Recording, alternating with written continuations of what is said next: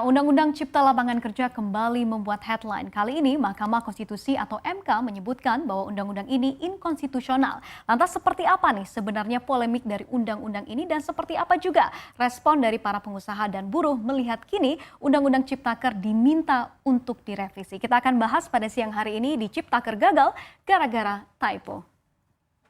Ya, pertama kita akan bahas terlebih dahulu MK yang menyebutkan bahwa undang-undang yang telah diteken oleh Presiden Joko Widodo ini perlu direvisi dan bahkan katanya inkonstitusional. Dan MK di sini memberikan waktu 2 tahun kepada baik pemerintah dan juga kepada DPR untuk memperbaiki undang-undang ini. Dan hal ini sekaligus mengabulkan permintaan dari para buruh. Nah, pertanyaan selanjutnya bagaimana nih nasib dari investasi yang telah masuk ke Indonesia karena adanya Undang-Undang Ciptaker ini. Nah, Presiden Joko Widodo ini mengatakan bahwa semua investasi ini tetap aman. Jadi katanya ini dijamin keamanannya. Dan Jokowi juga memastikan meski memerintahkan perbaikan tapi putusan lembaga tersebut ini menyatakan bahwa Undang-Undang Cipta Kerja ini tetap bisa berlaku dan begitu juga dengan seluruh aturan turunan yang sudah diterbitkan pemerintah untuk melaksanakan dari undang-undang tersebut. Jadi bisa kita katakan ini kabar baik begitu ya untuk para pengusaha. Nah, di saat yang bersamaan apa sih sebenarnya yang membuat MK akhirnya meminta pemerintah untuk merevisi undang-undang ini? Kita lihat bersama di slide berikutnya.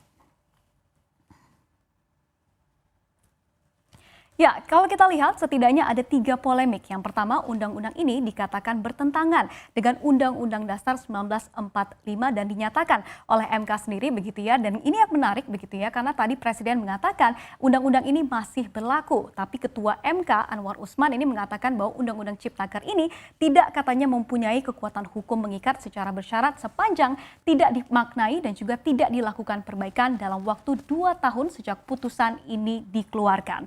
Lalu kemudian kita lihat selanjutnya yang tadi sudah kita bahas bahwa dikatakan begitu ya oleh MK bahwa Undang-Undang Ciptaker ini adalah tidak inkonstitusional begitu. Dan yang ketiga ini yang menimbulkan juga tanda tanya. Ada pihak yang menilai bahwa Undang-Undang Ciptaker ini masih bisa diberlakukan selama 2 tahun ke depan dan ada juga nih yang menilai bahwa undang-undang ini juga tidak berlaku. Namun Presiden tadi juga sudah menjamin begitu ya katanya investasi aman, tapi ya pastinya kelanjutannya akan seperti apa kita akan lihat bersama.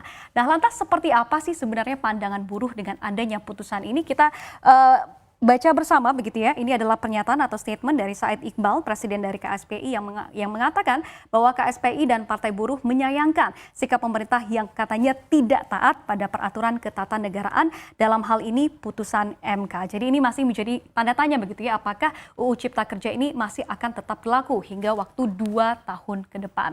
Namun kita ketahui juga begitu ya bahwa polemik dari Undang-Undang Ciptaker ini bukanlah yang pertama kalinya, di mana undang-undang ini memang kerap kalau kita lihat diprotes mulai dari beberapa kebijakan yang katanya ini menguntungkan para pengusaha dan merugikan para buruh, sampai kalau kita lihat salah satu polemiknya juga begitu ya, ini adalah katanya banyaknya typo dalam Undang-Undang Ciptaker ini begitu. Nah, ada 3 begitu ya bagian dalam Undang-Undang Ciptaker yang katanya merugikan dari para buruh. Kita lihat bersama begitu ya, di mana katanya ada sistem kerja kontrak yang diperluas, di mana tidak ada batasan waktu suatu perusahaan ini bisa kita katakan membuat aturan kerja atau kerja kontrak begitu yang pastinya nantinya akan merugikan para buruh. Lalu kemudian juga ada praktik dari outsourcing yang meluas di mana tidak ada batasan terkait dengan kerjaan apa saja yang boleh di outsourcing atau tidak. Dan yang ketiga ini ada waktu lembur yang akhirnya ditambah, di mana di undang-undang sebelumnya ini dipastikan bahwa ada waktu lembur ini dibatasi hingga mencapai 3 jam. Namun di Undang-Undang Ciptaker ini dinaikkan 1 jam begitu ya menjadi 4 jam. Nah, namun kita ketahui pemerintah juga mengatakan bahwa sebenarnya Undang-Undang Ciptaker ini dibuat untuk katanya semakin memajukan ekonomi kita. Apa sih yang menjadi target dari pemerintah? Kita lihat di slide berikutnya.